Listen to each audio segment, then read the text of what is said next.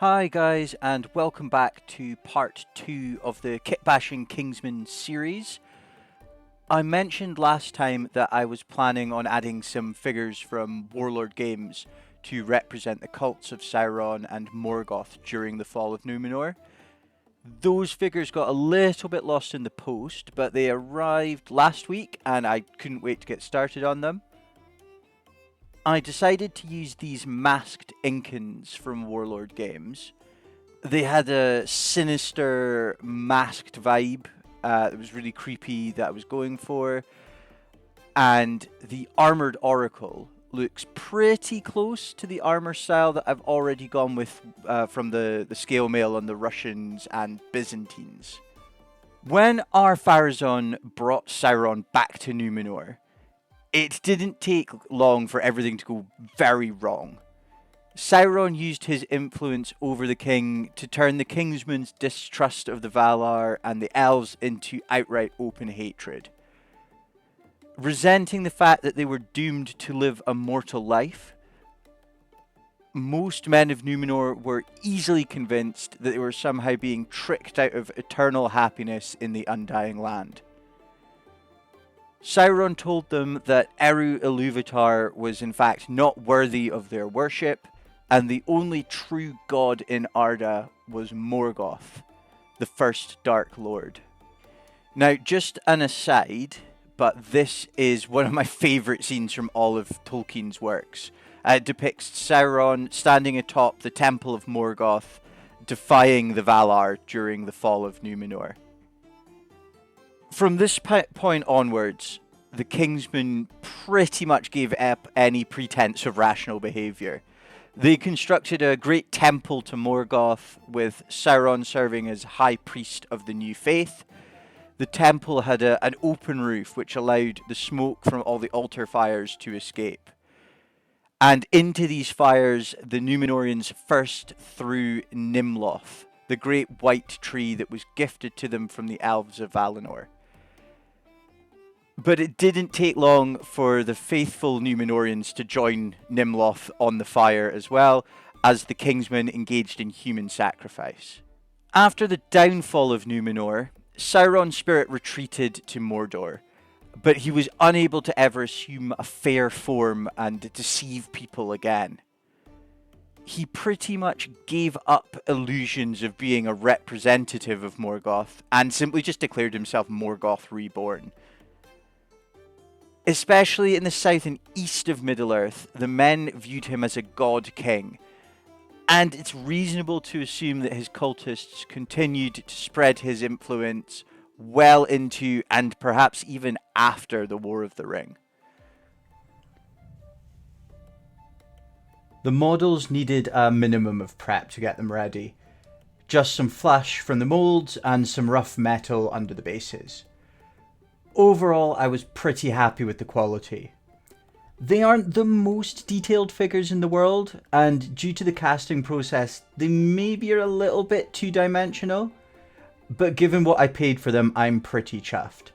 I think they cost about £16 direct from Warlord Games. Surprisingly, there's a lack of robed/cultist figures out there that aren't Cthulhu or Chaos themed.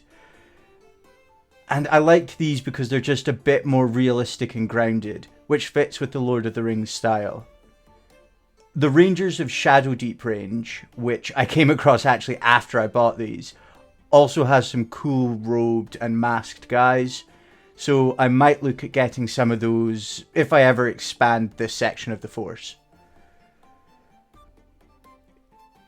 Just a massive shout out to the Warlord Games customer service. I actually received an order meant for someone else originally, so I ended up with a load of post-apocalyptic zombie survival bikers, which is a little bit different to what I was expecting. Warlord, however, were excellent, and they let me keep the bikers, and they sent out these Incas pretty much straight away with next day delivery. Now, the only problem is I have to find a use for 30 bikers.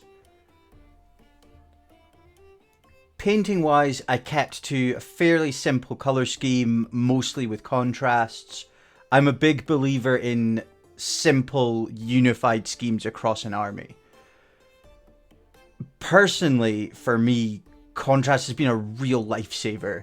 Since the tremor in my hand has gotten worse over the last couple of years, being able to just slap paint onto a model and have something that looks vaguely decent is great.